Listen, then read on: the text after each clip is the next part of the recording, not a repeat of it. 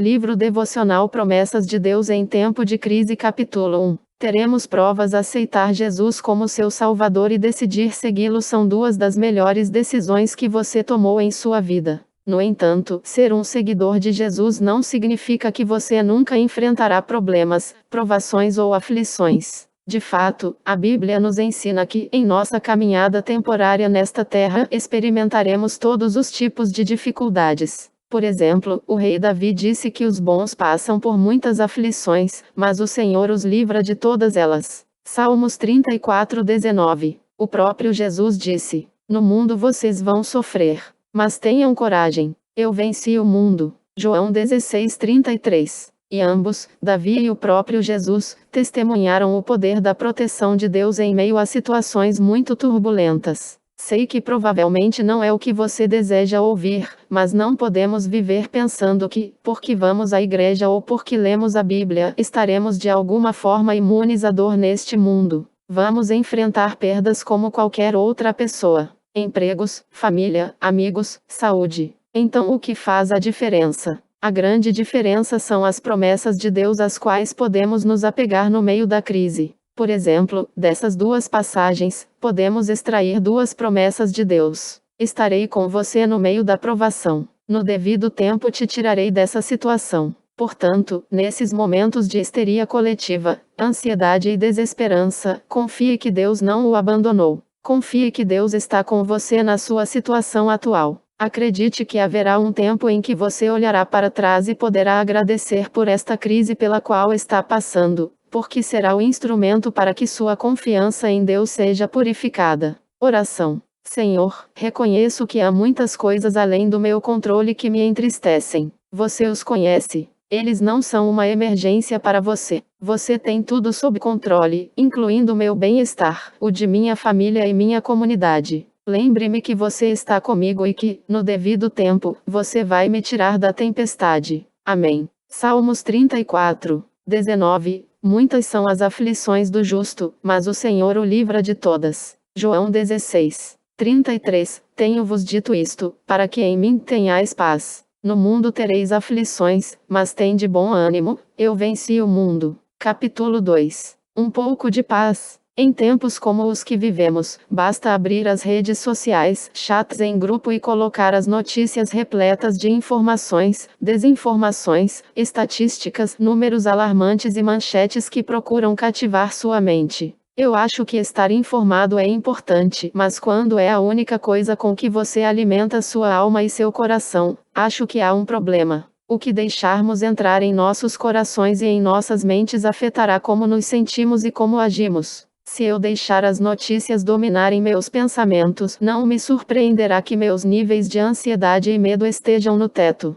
Por outro lado, quando deixo a verdade de Deus governar minha mente, os níveis de medo e ansiedade praticamente desaparecem. Não é por acaso que Paulo falou em nos protegermos com o cinturão da verdade para enfrentarmos os ataques do inimigo. Então, como você pode experimentar a paz em meio a circunstâncias adversas? Centenas de anos antes da vinda de Jesus Cristo, o povo de Israel enfrentou o exílio. Isso representou a perda de suas terras, suas riquezas, sua identidade nacional, suas famílias, em alguns casos, sua dignidade e sua liberdade. Deus, por meio do profeta Isaías, nos deixou uma promessa maravilhosa. Tu guardarás em perfeita paz aquele cujo propósito está firme. Isaías 26:3. A palavra hebraica para paz aqui é shalom shalom. Uma paz completa, uma paz que não falta nada, mesmo em meio a circunstâncias difíceis. A chave para experimentar esse tipo de paz é que nossos pensamentos perseverem em Deus. Não podemos deixar que nossas mentes sejam alimentadas com os pensamentos deste mundo, porque não somos do mundo. Na prática, isso tem a ver com as Escrituras.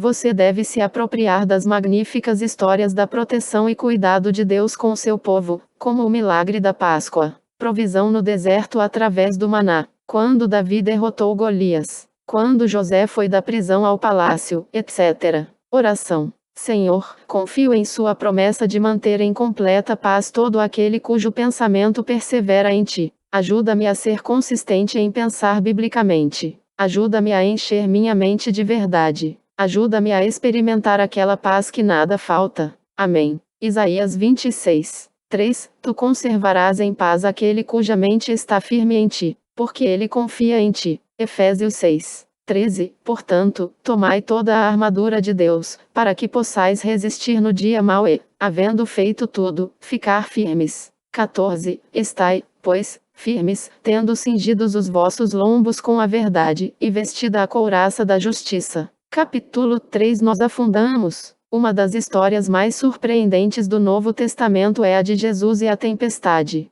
Jesus e seus discípulos estavam compartilhando as boas novas, ajudando as pessoas durante todo o dia, e chegou a hora de deixar a multidão. Então todos pegaram um barco para atravessar o lago. De repente, uma tempestade furiosa começou a atingir o pequeno barco. Os discípulos temiam por suas vidas enquanto Jesus dormia pacificamente com a cabeça em um travesseiro. Os discípulos, cheios de medo, foram e acordaram Jesus. Ele se levantou calmamente e repreendeu o vento e a maré. Eles ficaram impressionados com o poder de Jesus. Mas, no relato, há uma observação importante de Jesus em relação a seus discípulos. Homens de pouca fé. Ele expressou e continuou: por que vocês estão com tanto medo? Mateus 8:26. Jesus foi exatamente ao ponto. Fé. Você notou o elemento comum em todas as passagens que estudamos. A fé. É tudo uma questão de fé. Não importa quão frenético seja o vento, a pandemia ou a escassez. As circunstâncias da sua crise realmente não importam.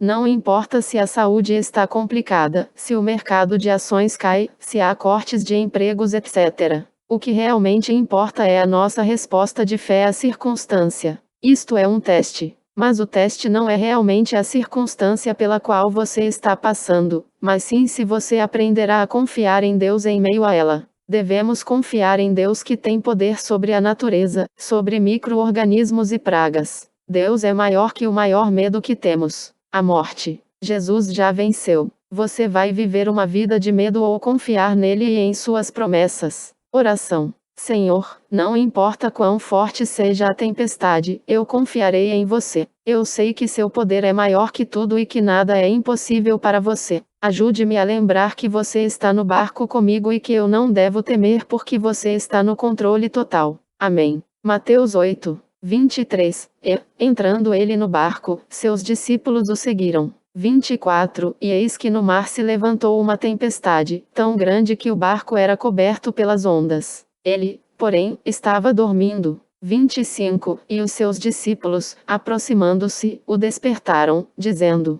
Senhor, salva-nos, que perecemos. 26. E ele disse-lhes: por que temeis, homens de pouca fé? Então, levantando-se, repreendeu os ventos e o mar, e seguiu-se uma grande bonança. 27. E aqueles homens se maravilharam, dizendo: que homem é este, que até os ventos e o mar lhe obedecem? Lucas 1:37. Porque para Deus nada é impossível. Capítulo 4. Proteção do alto. Há momentos em nossa vida em que tudo parece fluir muito bem. As coisas estão indo como esperamos. Nossa família está indo bem, a economia está estável e crescendo, os relacionamentos estão mais fortes do que nunca. E nesses momentos, é fácil reconhecer que Deus está por trás de tudo. Mas o que acontece quando é o contrário? Quando estamos emocionalmente devastados. Quando as circunstâncias são claramente contra. Quando as pessoas te atacam. Quando eles querem roubar sua paz. Quando a saúde se deteriora. Quando perdemos algo valioso. Nos sentimos mal e tendemos a culpar a Deus pelo que está acontecendo conosco. No entanto, Deus é um Deus amoroso e paciente, mesmo quando duvidamos. Os filhos de Corá, ajudantes do templo, escreveram uma canção para lembrar a fidelidade de Deus e seu tremendo poder sobre as circunstâncias que enfrentamos. Embora a terra desmorone e as montanhas afundem, mesmo que as águas estremeçam e as montanhas tremam, podemos confiar na proteção dele porque Deus é nosso refúgio e nossa força, nossa ajuda certa em tempos de angústia. Salmos 46:1. Portanto, ao concluirmos este plano de leitura, quero lembrá-lo de algumas das maravilhosas promessas de Deus para sua vida nesta crise. Deus está contigo. Ele nunca te abandonará. Não há nada impossível para Deus. Se você o procurar, encontrará e abrirá a porta para você. Ele nunca vai jogar a toalha com você. Ele lutará por você. Conhece suas necessidades e ele proverá. Ele lhe dará força quando você estiver cansado. Quando estiver, ele aumentará sua força. Te fortalecerá e o ajudará. Ele o levará pela mão direita. Ele irá protegê-lo. Ele tem planos de bem-estar para você. Oração. Pai, você é santo e grande. Não há ninguém como você. Ninguém se compara a você. Você derrotou o mundo, derrotou a morte e está a meu favor. Obrigado por me deixar todas essas maravilhosas promessas. Ajude-me a Pedro 1:4, para uma herança incorruptível, incontaminável, e que não se pode murchar, guardada nos céus para vós. Salmos 46:1. Deus é o nosso refúgio e fortaleza, socorro bem presente na angústia. 2. Portanto não temeremos, ainda que a terra se mude, e ainda que os montes se transportem para o meio dos mares. 3. Ainda que as águas rujam e se perturbem, ainda que os montes se abalem pela sua braveza. Selá.